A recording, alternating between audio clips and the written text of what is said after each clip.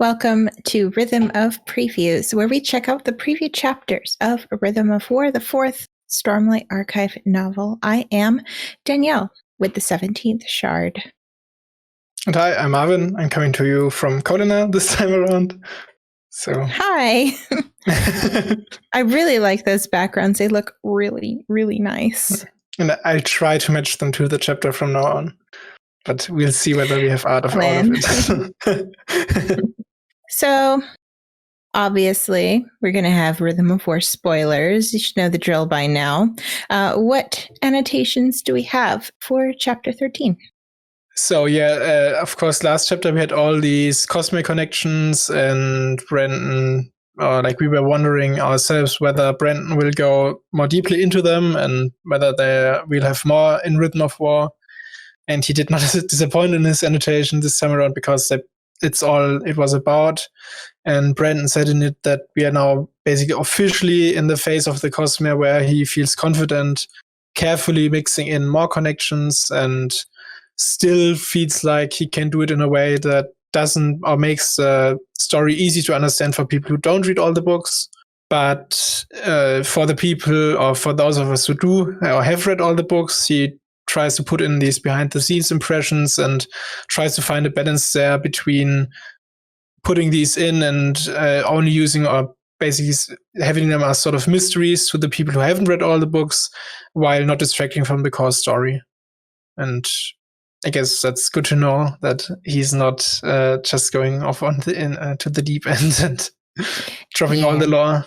And he's also said that chapter 15, which will be next week's, will apparently go even further than this chapter now, or like last week's chapter. But we should not expect full cross-series sort of interactions and storylines, at least until the Space Age. So I guess that means that we're getting more Shallan next chapter. Yeah, probably.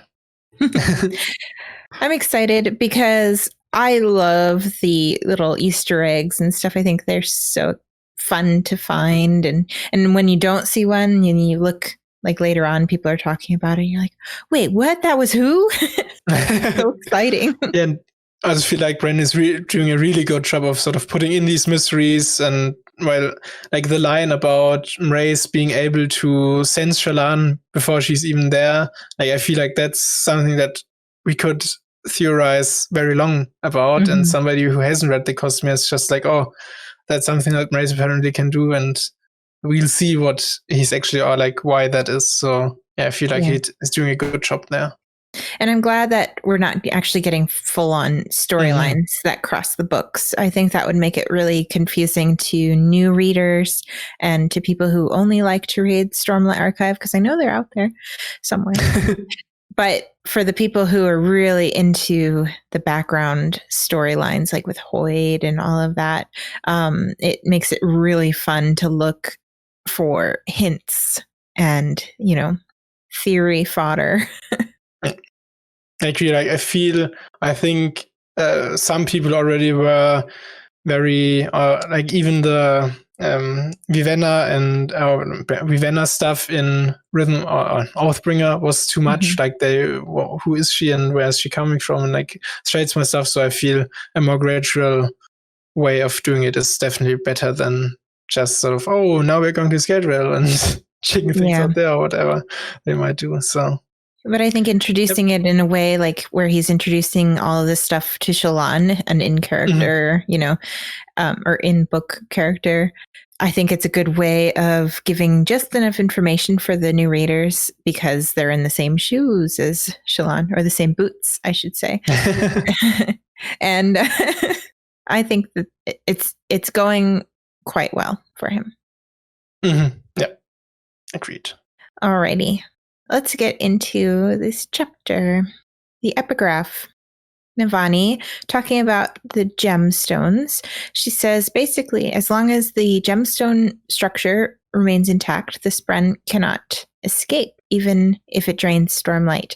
And it's an important part of the art of crafting fabrials to be able to manage the stormlight leakage. And then she also mentions logic Spren are important for this art as well, but she doesn't mention at this time why. Mm-hmm.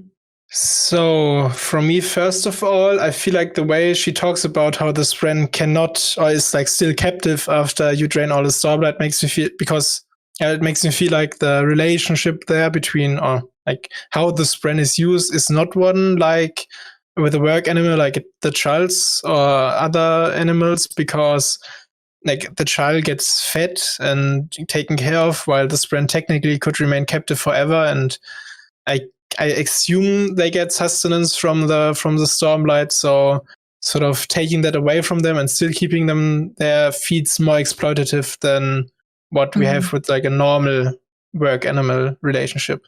So it also makes me wonder about like the actual construction, because she says that managing this Stormlight drain is important. So is there like channels that they can kind of maybe even reuse some of it or something like that?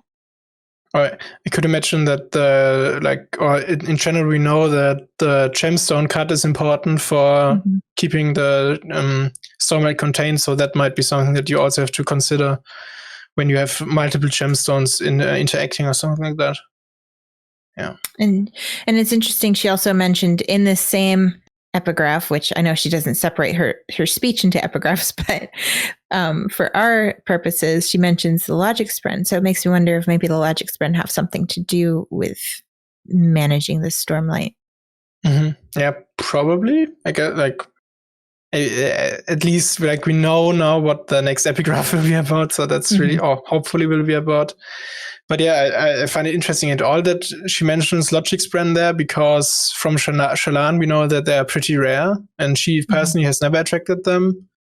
I think the only instances where we see them is one where Dalinar shows like the essays to the Aesish officials, where they're like, oh, such great arguments and things like that. And the other one is when they're in the room, like where they find the gemstone archive where all the scholars are, and they're also logic spren. So I feel like, I don't know, but yeah, it's like, because they're so hard to attract, it's interesting that we find them, especially in these circumstances, like with the like where the scholars are. There's also a lot of artifabrians around, probably.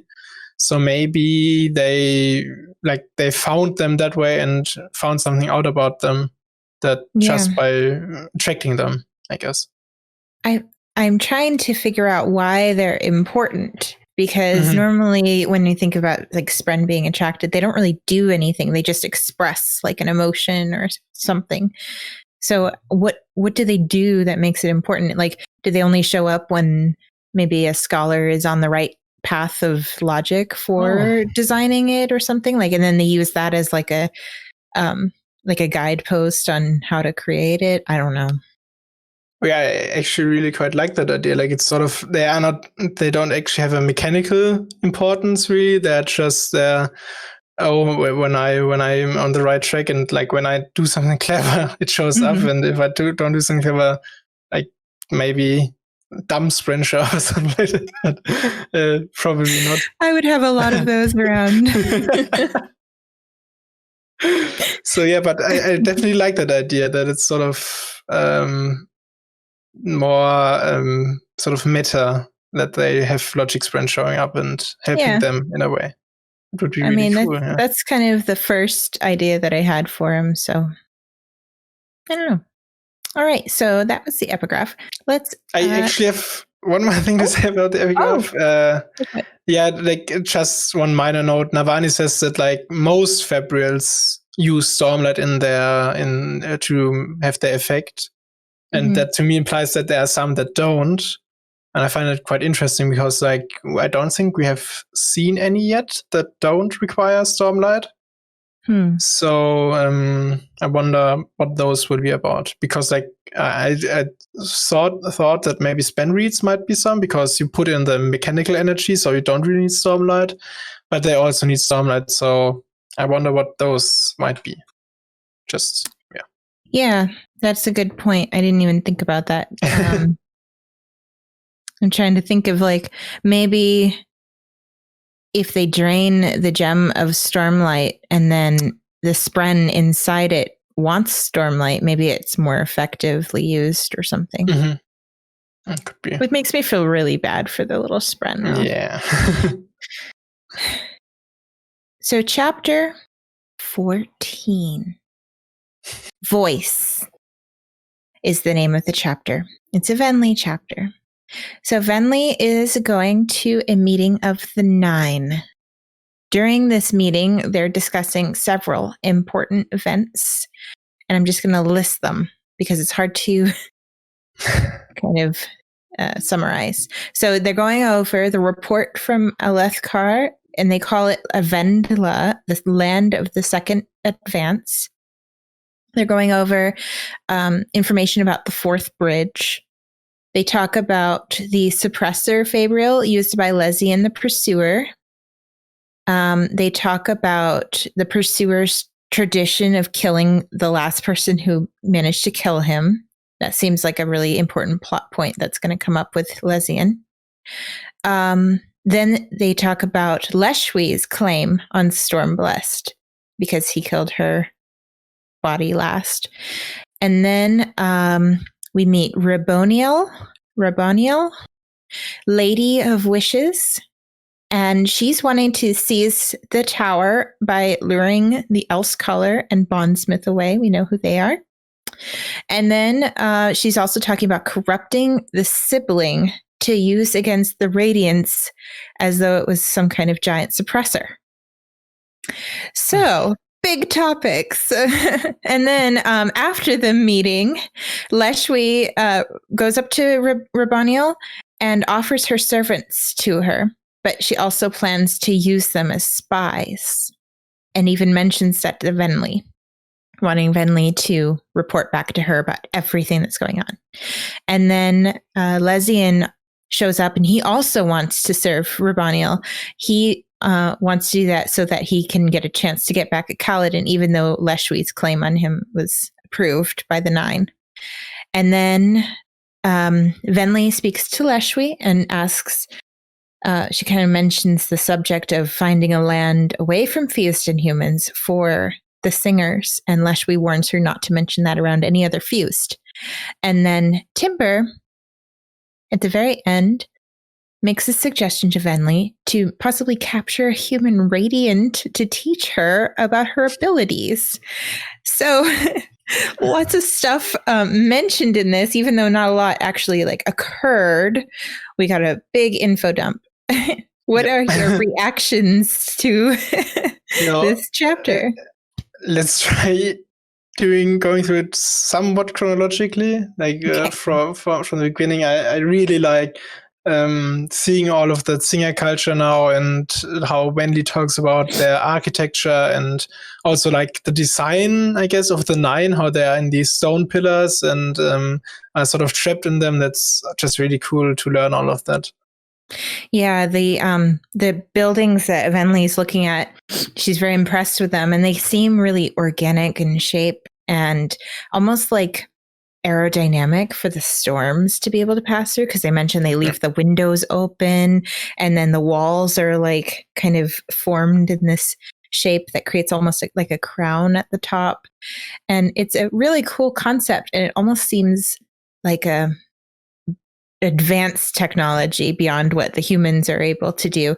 And I like that because it shows that every time there's a desolation and stuff, there's another regression in technology. And they're talking about how the humans they have steel weapons now, and we've got them, let them get further than we ever let them before. So really interesting. Yep. And I feel that with these organic shapes, I wonder, we know that a new fuse type, which we learned, Fananim, the ones of alteration, apparently they're big architects and the builders of these, it's the Collinar Palace where they're at. So they've sort of restructured or rebuilt it in their way. And that makes me wonder whether or what search they have access to, because alteration makes me think transformation probably, but it would fit the term. But the way these shapes are more organic, I almost feel like it could be tension or cohesion, because we see that one stone ward sort of reshape the stone and make it flow better, and shape it. So that would fit these organic shapes more, I feel. But yeah, it's definitely intriguing to learn another fused name at all. Mm-hmm. And these ones of alteration, they're like engineers and architects and things. So yeah, I definitely like that theory that they're kind of the complement. So yeah, and they're really interesting looking too. They're like a different shape. They have longer, lanky bodies, and don't their carapace like create crowns on their heads and stuff? Yeah, it looks like it at least, and that also makes me wonder whether they are the tension or cohesion ones, because in Oathbringer we see a fuse sort of reshape his carapace to sort of form a helm and a helmet and like spikes on his hands as weapons. So that for me would fit them, because Wendy also doesn't only call them the ones of alteration, but also the altered ones. So it makes me almost think like they altered themselves, and so they shaped themselves. That would at least fit for me. But yeah, definitely cool to get these. It's really, really interesting, and it makes me think. So we didn't talk about this in the summary, but the 9 are these fused that are trapped in like stone pillars, and that plus these people who are able to change their carapace makes me think about like how the Thunderclast are made, like a melding of these elongated bodies with stone and carapace. So I don't know. It's just, it gives me a whole aesthetic for the singers and the fused. Definitely. So it's really interesting. And regarding the 9 there, I really wonder whether that's their decision and it's just a cultural thing that they form this sort of ring of stones, pillars and like that, or whether it's something that Odium said they should do. And that's something that I'd really like, or whether it's even something that remained from the old singers, like before Odium, or they went to Odium. So they're definitely an intriguing group. It's an interesting callback to the swords left behind by the heralds in a circle, and there's 9, and they're facing each other. It's almost like they, I don't know if they are kind of trying to mimic that in their own like religion or belief system or something. They're very creepy though. The idea of these like living beings being encased in stone, and they don't even eat. They eat from odium, like odium's light or whatever they called it. Yeah. It's just, and it's so strange to me. Yeah, and like the way they sing some song at the beginning of the meeting, that's like really strange that Wendy can't even understand, although she has these connection abilities and she thinks it's something that Odium actively suppresses. That I find just, they're really creepy, I guess. Like, yeah. And it makes you wonder how insane they might be. They're making all these decisions, and they're like accusing Leshwi of being insane and stuff, and like they seem way older than her, you know, more ancient. Yeah, that makes me wonder just how the 9, and we learn in this chapter that they apparently get chosen. So it's not like they are some sort of like they were the first fused or something, apparently, because we also learn that Raboniel used to be one of the 9 and that now no longer isn't. So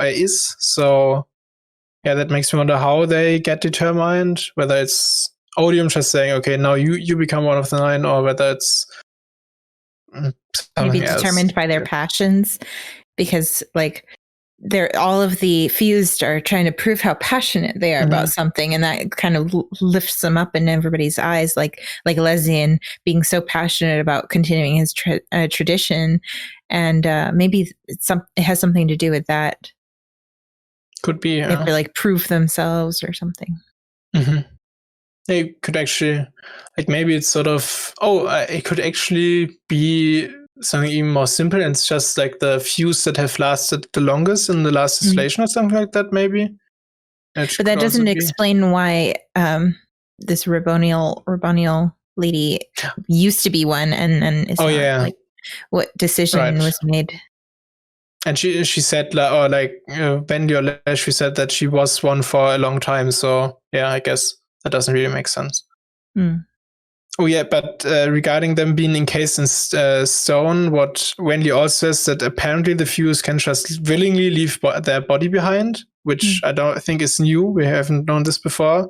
Or like they could have themselves killed. They don't really need to be in the stone, but apparently they choose to be like that. And Wendy saying that they can do that willingly, that makes me wonder whether Lesian, like that's the trick they use. They just use it and then do something with their body, or whether that particular ability to leave the body and sort of rejoin it immediately is something that is particular to this kind of Fuse. Yeah, they do seem to have their own little like niche. So maybe Lesian being this pursuer, that's something that he's perfected because he's so focused on hunting down the last person who killed him. That's like his big thing. And so maybe he uses this as like his just defining characteristic. Yeah. And then the 9, they can do that, but they choose not to. They choose to just stay in that stone. So there's nothing like keeping them in there as far as we can tell.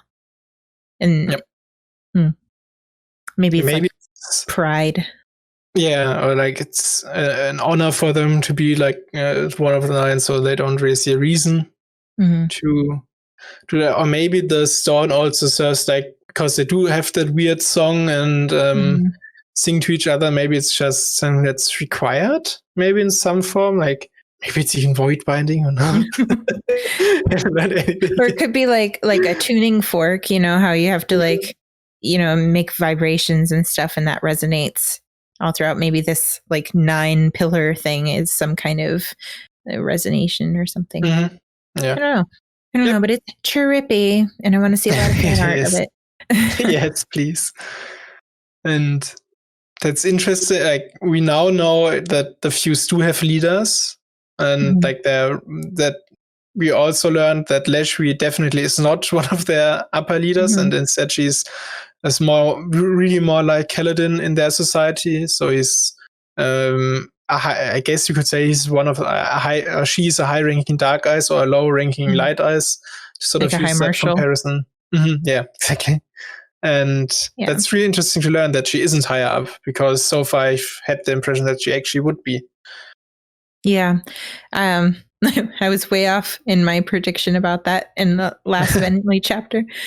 But it is really cool that she actually strategized to put herself in that position. It let her, run after this Fused to talk to her, and it let her kind of speak up as well in this meeting. So it gives her a little bit of power, and then it also gives her a little bit more leeway to do her own thing. Yeah. And I feel like probably it also enables her to actually go into battle and do something there. And like she has that weird infatuation with the Windrunners. So that might also be a factor that she... Sorry if you hear my dog. That she'll actually get to see the Windrunners that way. Like she talks about them being... or she at least says they would be good great servants. Yeah. I bet she wants Kaladin to be her servant. This chapter definitely didn't not help the Kalashri shippers. Right. It's fun to see all the theorizing about that and the shipping. Yep. But it is interesting that like Venly and Leshwi, and they're not like that super important. I mean, Venly had notoriety for being like the last listener and stuff, but now she's just a voice of Leshwi, and Leshwi's not that high ranking, but yet they're still known. They're still able to speak up. So it's kind of like almost like a democracy or something, where they have these 9 people working under Odium, I guess, and they're letting people like bring a case to them, and they decide together what they're going to do about it. Yeah, like that chapter really made me wonder, because Leshwi is apparently known, or at least the 9 know her name, and that makes me wonder just how many Fuse there are. Because we know there are probably at least a few dozen, or like at least 2 dozen heavenly ones. Like we've actually seen them numbered, but just how many there are is like they can't be that many, I guess, if they all know each other and somebody like Lesian can grow to such notoriety that everybody knows him. Well, when they wake up, they mention that it's kind of staggered. Like they say that they're meditating and then they awaken and return. And that made it really confusing too, because I just finished reading Warbreaker. So every time they mentioned returned, I was like, but they return in like groups. So a few at a time. So maybe I'm thinking maybe they do that on purpose to give them a chance to like reacclimate to the conditions and to create this hierarchy and, you know, have reconnaissance teams, which they mentioned, and, you know, gather intel while more keep coming. So I don't know if that's like on purpose or if that's just how it's working.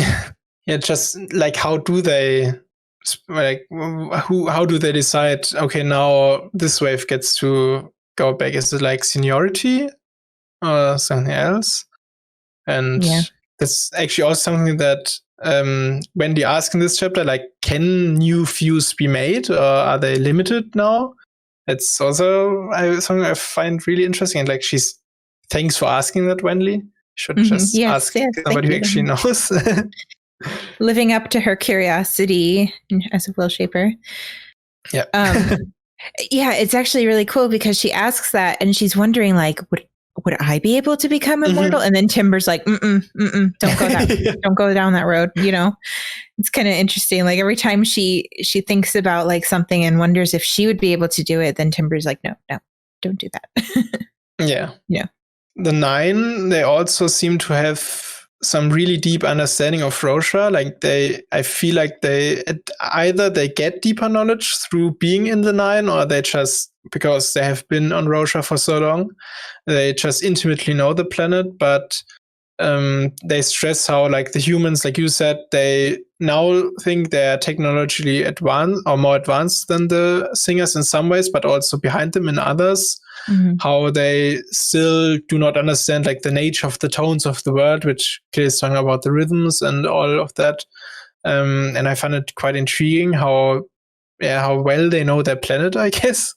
That is actually also what made me wonder whether they were some of the first views, because they still have like their old law attached to them, or with them. But I guess that's not the case. Yeah, but they're like corrupted, you know, by odium. Like these rhythms are not known to, like instinctually known. So, you know, Venli's confused by some of them that she hears and stuff. It makes me wonder, like, is there some kind of attunement? Like when Navani hears the tone when Dalinar opens the perpendicularity, like is that tone like some kind of attunement for the rhythms that would bring understanding, and maybe it's like out of key or something? I don't know. Like it would actually really be cool. I think there even was a question or something like that, whether the human, or like a Bob about it, but I definitely do not remember that actually was the one where somebody asked whether the humans would eventually be able to hear the rhythms. I think there was something like that, but I feel like that probably might be the case, and maybe you're seeing starting to see the beginnings of that, where certain people are starting to see sort of the deeper nature of Rosha and how like the all the symbiosis and things like that. Yeah, and speaking of old fused, Lesian apparently was the first fused to be killed by a human. Like it's just crazy. That seems so ancient. Like there's, I don't know. And then that's where his whole tradition comes from, and his passion, you know, capital P passion. And he's kind of like obsessed with it, and he really wants to kill Kaladin. Like everybody's after Kaladin in this book. And it almost makes me like whether Lesian has lost his mind from the very beginning, sort of, because he was the first to be killed, and that just sort of toggle something. Or maybe he has a complex, like he was the first one to be killed, so maybe he feels like he has to like prove himself because he was weak at the beginning. But speaking of him in general, we actually get the fuse or the brand name for them now. It's the Nexim, those ones of the husks. Yeah, that one sounds neat. Yeah, I don't know how I feel about these im suffixes. Like it's the ones, but I don't know. It's a lot of terms to keep in mind. Yeah, I don't remember any of them, but I think I'll be able to remember Nexim because that's a kind of a cool word to say. And I find that these names are definitely very descriptive in nature, like the husks, the heavenly ones, the ones of alteration. They probably also are very evocative of what they do.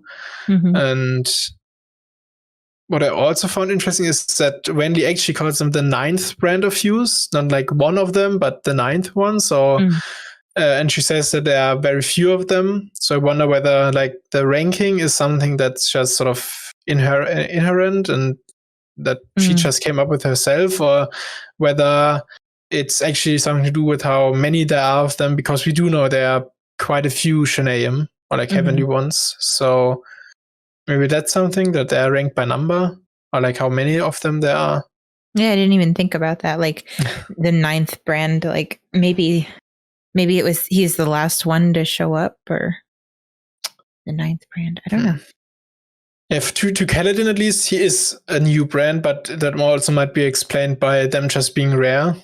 Yeah. So yeah, the heavenly ones, they seem like they're a counterpoint to Windrunners, and there's lots of Windrunners now, so it makes sense.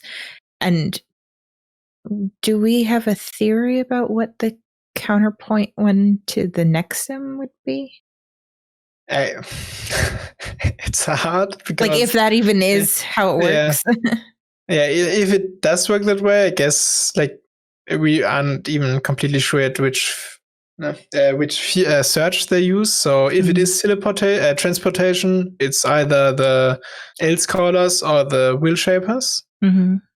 But the Else Callers would also fit the altered ones now, I feel. Like at least from like the engineers and architects and stuff like that. So that would fit, I guess, like the scholars of them. But could also fit others. So yeah, it's kind of interesting. I don't know if that's how it works, but it seems like that's how it would work. Like, except that there's 9 of them, so maybe one of the orders of Knights Radiant is not, maybe like Bondsmith or something. Yeah, I think that's the common theory, that like you don't have a Bondsmith equivalent.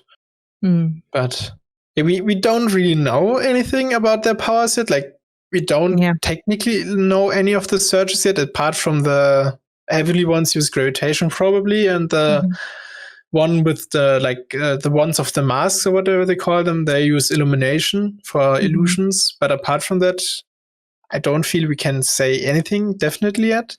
Definitely something that this book has to enlighten us on. I know. We're getting so much, but we're getting more questions than answers. Yeah. And then they talk about the different ideals that the Radiants are at.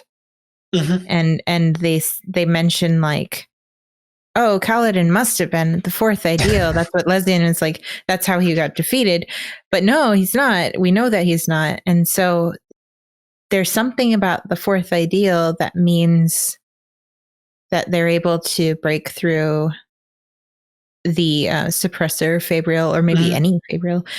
There's something extra beyond like just plate, you know. If it is plate, if it is. But like there's also something I was wondering. Like Leshwi says, she would know if he was 4th oath. So is it just because he would have had plate, or is it something else she can tell about a 4th oath radiant? But yeah, that suppressor Fabrial is also really interesting, because they explicitly talk about how they have to get rid of the Bondsmith and the Else Caller because they can apparently get through its suppression effect. So probably 4th oath in general can do that. So the planning is to go into the tower and take over the sibling and corrupt it to turn it inverted into like a suppression Fabrial, right? That's like, that's the big plan. Mm-hmm. And they feel like it will only work because they don't have any, or may only have 1/4 ideal level radiant. And so that makes me think that that's what makes me think that something about the 4th ideal lets them like override this suppression or any type of Fabrial. Mm-hmm. I don't know. I feel like we theorize about how the Fabrial might work at all, and this to me seems like it might really have something to do with connection or something like that, because if the connection between the bond, like the literal connection between the Radiant and the Spren is strong enough, they can still have their powers and use them, because the Fabrial is just isn't strong enough to temporarily break that. Yeah, well, the quote from this chapter is, their oaths may be advanced enough to push through the suppression, much as the Unmade have done at the tower in the past. Yeah. So maybe it's just also a matter of raw power level, because you can, just more powerful in general. Also be a case. But like, speaking of the suppressor in general, I find it really interesting that, because in the Navani chapter, where she sort of inspects the drawings of it, or the device itself, she notes how the gemstone arrangement is similar to what she found in Urithiru. And it's really cool to see that apparently Raboniel actually took inspiration from that for the suppressor Fabrial. So my dog is barking. So that tells me that, for one, Raboniel apparently was in the tower at some point and got even so far as to go to the heart of it. And also that Navani is a really good scholar and actually was able to sort of notice the similarity and so deduce something from it. She's not just an imposter. Yeah. The last Venli chapter that we had, we were talking about the tower. I'm not going to try and pronounce it anymore. The tower, and how it can suppress like the fused or something. And I was kind of a little bit on the right track about how they're trying to change it to suppress the abilities of the Radiants. Like there's something in the tower that's like a protection device that can be switched, like inverted, so it can protect against one or the other. So I feel a little redeemed about that. Yeah, that's really cool. Yeah. But Raboniel thinks she can do that. Whether she'll actually, like, because she is a little crazy at this point, probably, and might have these ideas, but whether it almost sounds like she's talking from the seat of her pants. Like she's going to rely on her talents and the gifts of Odium to do all of this. Like talent, okay. Like maybe she has like some special ability to work with Fabrial or corrupt Spren inside a gemstone or something. But the gifts of Odium, like that's, was she gifted something? Was she told something from Odium about that? Like, or is this just faith? Like maybe she's just like, I guess maybe her gifts from Odium might just be that, like, her fused abilities, like the searches she has access to, because she is one of the altered ones. We actually should like just mention that apparently the group of fuse that she came with was what Leshwi was worried about. So Leshwi seems genuinely terrified of Raboniel, and like she apparently has done some really bad stuff in the past desolations. Yeah, the Lady of Pains. Like, no, she's the Lady of Wishes. Well, she used to be the Lady of Pains. Yeah, she's kind of creepy. Like, they're like, oh, she released this plague and it killed 1 out of every 10 humans, but it also killed 1 out of every 100. And then she's supposed to have engineered it that way. Like, how does she? Maybe this is part of her gift, like her talents. Yeah, actually, like, let's assume that the altered ones have access to transformation, so they can do soul casting and stuff. Because that's also noted that the pillars of the 9, they are soul cast stone. So that might not be a terrible assumption. So maybe it's just that she had a couple of thousand of years to master that ability. So maybe she has gone so far that she can change individual sort of aspects of something instead of just transforming it completely to another substance. So because we know she only made that plague in the last the last desolation. Yeah, maybe she just is that good of a soul caster. If that's how. Well, the only other mention of a plague was the cold from the world hoppers. So I don't know if it's like a red herring or something. Liren in his in the first chapter of this book, actually, he talks about how they've heard of plagues in the past that killed lots of people. And that makes me wonder whether maybe Raboniel or the Fuse at least were up to that somehow. Because it definitely points towards the desolations not just conventional warfare, but they actually use bioweapons effectively, which is really interesting. Pretty despicable, though. Yeah. But I find her a really cool character. But I love her character because she's giving us so much juicy information. She is just talkative. Yep. She almost feels like a Disney or like a cartoon villain who just talks about all his plans in front of the. She's monologuing. Yeah, exactly. Just giving. I'm A-okay with monologuing. Please monologue at us. In this case, it's really good. We finally got some sibling stuff as well. Oh, I know. Raboniel says that apparently, the sibling is essentially a Deadeye. Essentially, what does it mean? Is it just too powerful to be a full Deadeye, or what's going on there? It seems like a little more info than what the Stormfather gave us about the siblings, sleeping. Yep. So maybe the Stormfather was not wanting to mention that it's a Deadeye because maybe it can be exploited in some way. Yeah.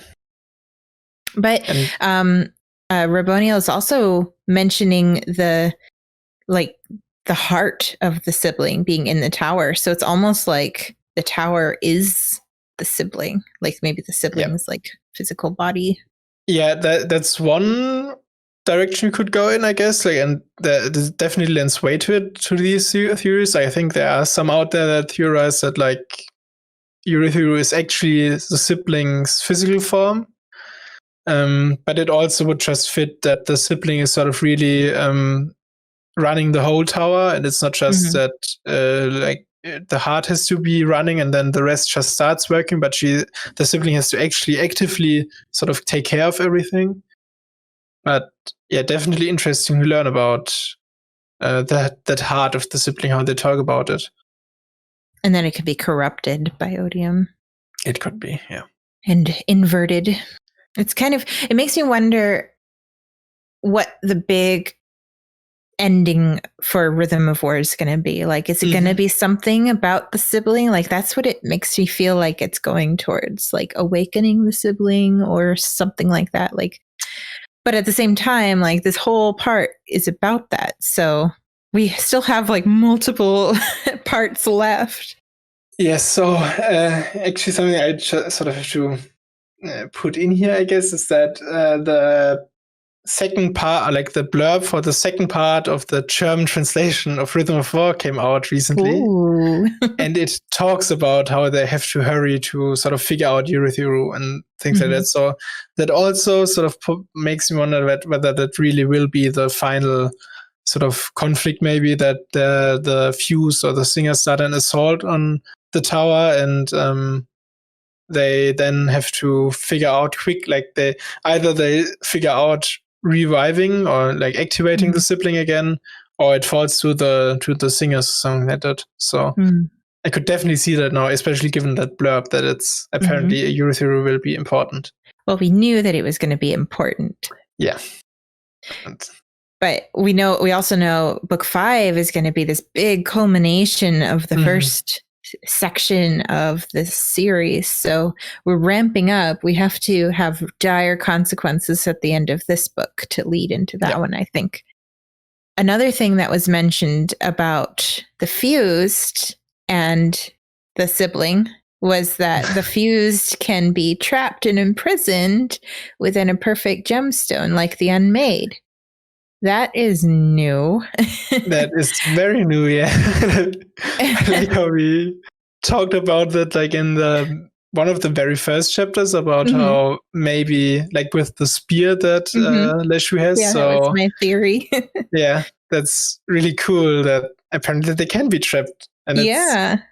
And the humans quite haven't made that connection yet. But with the way that Navani is going with her research into trapping Spren, maybe she's going to make this connection with the fused. And then the tides will turn in the war.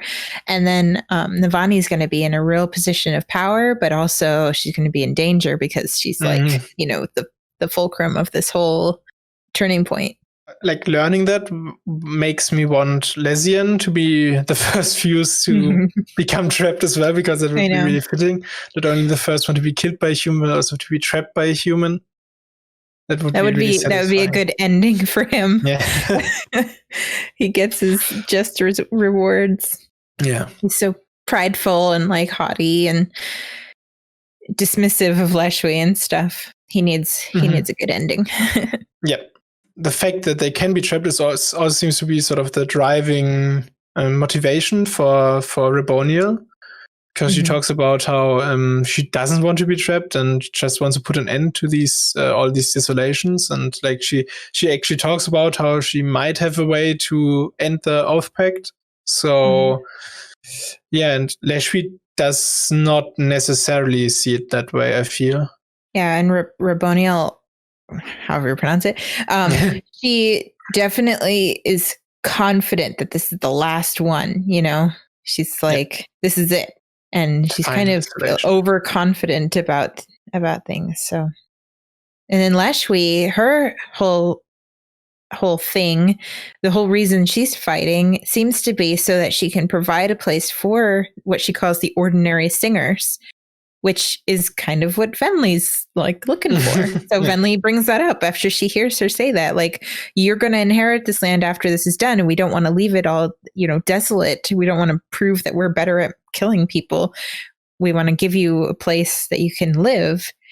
Venli is like, oh, wow, she might be on my side. I'm going to start bringing it up. And then Leshui's like, don't talk about that with anybody else. It's actually... I wonder whether other fused feel like Leshui does. Like either they, as far as we have seen so far, either they have gone just completely mad and don't really or can't really do anything anymore, or they are more on that side, like how Rebonia is, like she sort of seeks a way to end their returns in a way, even because she doesn't want the desolations or their returns to continue. So I wonder whether they are more on Leshui's side as well.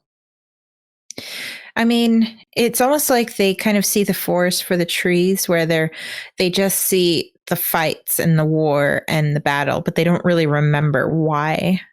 And so it's kind of like, and then their insanity and, you know, just overall like agelessness is kind of getting to their heads, and they're just obsessing over one thing without realizing, what are we doing this for in the first place? And I guess, what are they really doing it for in the first place? Like, it's what are they even fighting for in a way?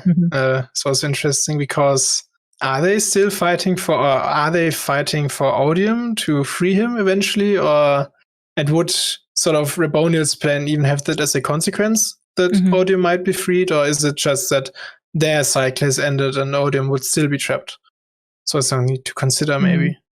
Yeah, it's kind of interesting, this whole chapter, how we get a look at the enemy, you know, and we see their discussion and we see their plotting, and we even get to see inside their heads a little bit about like what they're doing it for and everything. So it gives them a really good like fleshing out, and it makes them a really good adversary for us to, as a reader, to to actually care about like the whole, you're invested in the story and the war, and you want to know, how is it going to end, just because we have more information about them.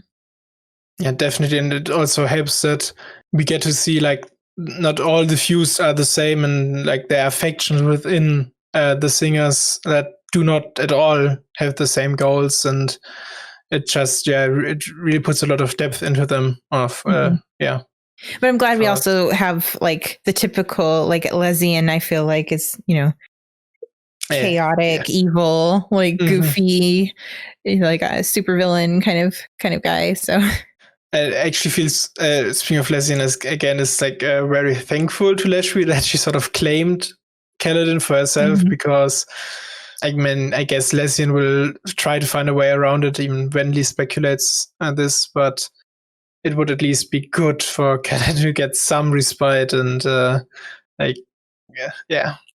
Well, now that Dalinar took him off the field, he's going to be like more protected. They're not even going to be able to find him.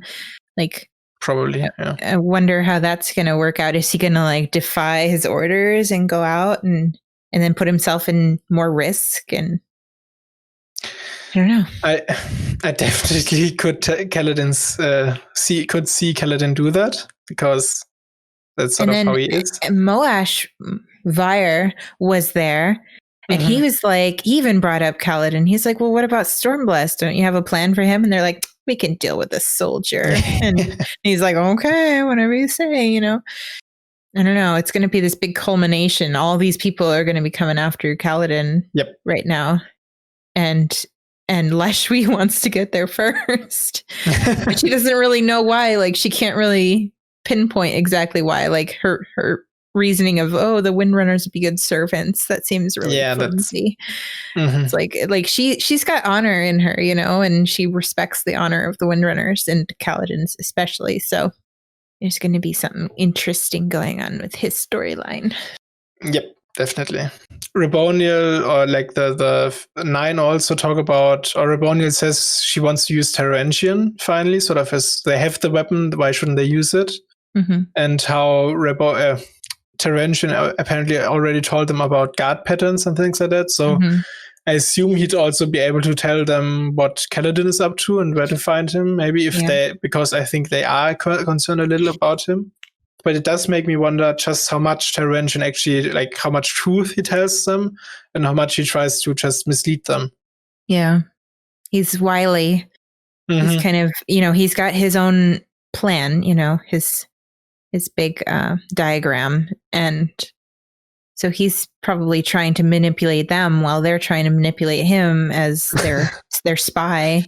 And then they were talking about the other spy that the Sons of Honor have nearby that Shallan doesn't know about. So there's all sorts of like intrigue and stuff. But I'm not actually sure whether they're talking about that spy there. I feel like it's probably just Terrantian. I'm not sure, like in this chapter. Right. Yeah. They do say they have somebody close to Dalinar, which again makes me think like Terrantian, like they already are suspicious of him after what he's done in Oathbringer. So would he really be that close to them still? It's a little weird. Well, they probably don't have like all the intricacies of Terrantian and Dalinar's relationship and stuff. They probably just feel like, he can give them information. But what I'm saying about the other spies, like there's all kinds of misinformation being passed around. So there's like a lot of secrets and stuff that may not get to the surface. And then, one person might give false information and then the other person reports it back to their people, and so it's just kind of like a spider's web. Yeah, it is. I also just found it cool to finally hear something about Terrantian at all, because we didn't hear much of him or anything of him so far. So that's cool. He's still alive. Yeah, he's sticking around, that old goat. Yeah. And then at the very end, Venli is talking about, she wants to learn more about her abilities and things. And Timber kind of perks up and he's like, oh, you can learn from the humans. You can capture one and force them to teach you. Yeah. I feel like Vanley will not just capture a human, but it at least makes me like how she's now also staff to Reboniel. So she definitely is in a position now where she will probably be able to interact with our human protagonists and maybe even sort of see that, or maybe they're not too bad after all, and like maybe she will join the Radiance properly. Yeah. And she's curious and adventurous, and she wants to learn as much as she can. So she seems more open to learning from the humans, even though Timber kind of seems to be really distrustful of them. Yeah. So he was like, just capture one. I just thought that was really cute. Yeah, it is. It's just also so cool to like see another Spren who interacts differently with his Radiant than all the others. Like they all have their own personality, and it's just cool to sort of not see Timber talking at all, but instead see Wendy interpreting for her. So yeah, that's definitely the cool sort of idea that Brandon had there. Yeah, kind of like an internal little conscience or something. Yeah. Without using words, Venley's able to understand like kind of what Timber's saying. One final thing from me, maybe, which we've sort of gone over so far, forgot talking about, maybe, is that how Lesian, like some new we learned, how Lesian was even able to become the Pursuer and kill whoever killed him in the Desolation. Is that apparently the Desolation worked in a way that the Fuse could come back as long as none of the Herald or all of the Heralds weren't dead. So yeah, that's definitely something new. Yeah, and I actually found that kind of funny how so that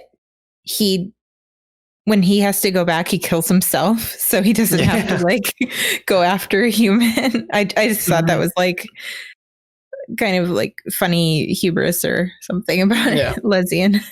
The lore about him, I think it also taught us at least a rough time frame for how long the Desolations lasted, because Leshvis, or somebody at least, says it has been like he's been doing it for 6,000 years, which makes me think either it has been 6,000 years before the last Desolation, or it's been 6,000 years in total.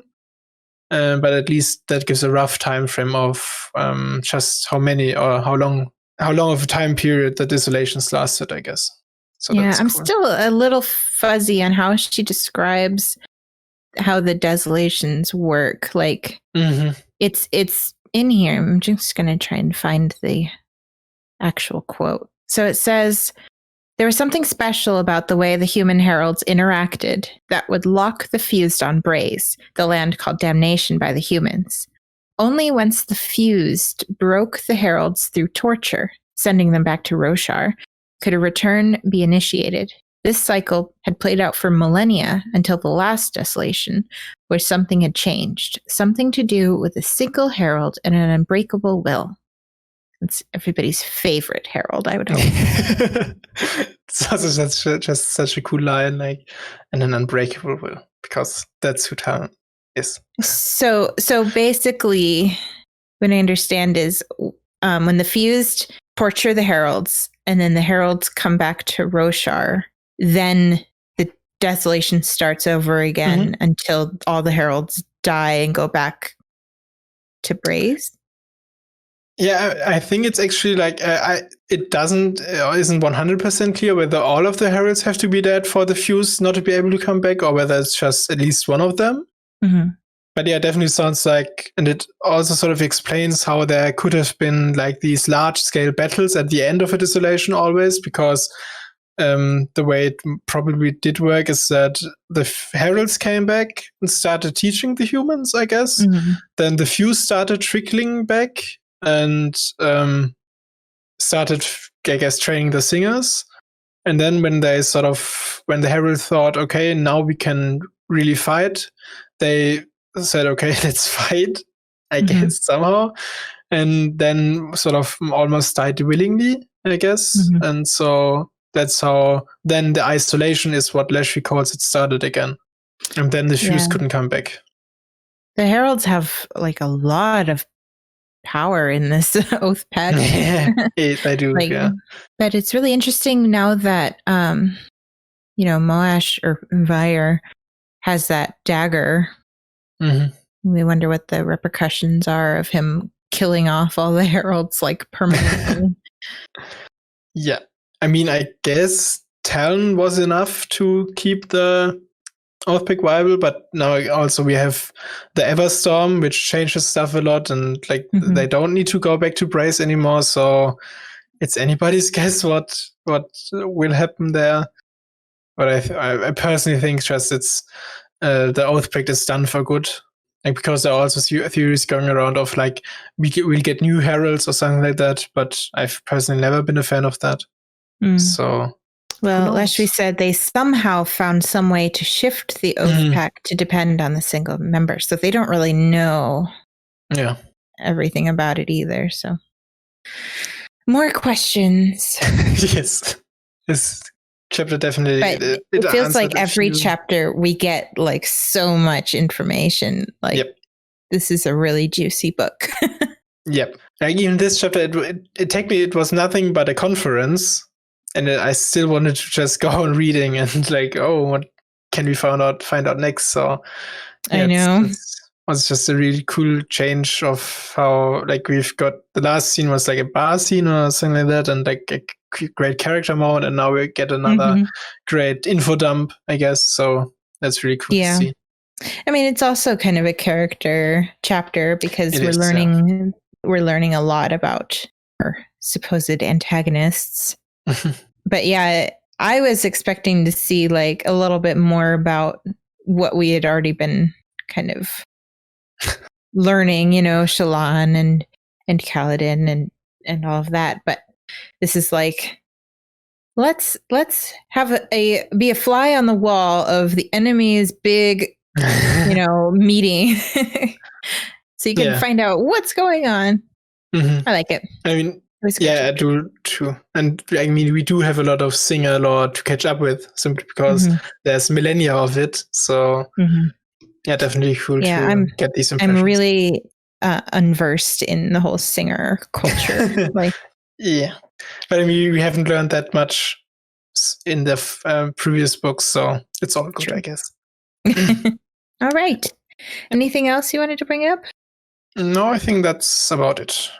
Yeah. So that was chapter 14. Gosh, we're getting in there. You can find all of these preview chapters 9 a.m. Eastern Time on Tor.com. And then we'll also let you know on 17thshard.com at 9 o'clock when they come out. And please come and discuss them on our Discord, on our forums, on the comments section. We love interacting with you. Bye. See you next week. I'm not sure from where yet. We'll see.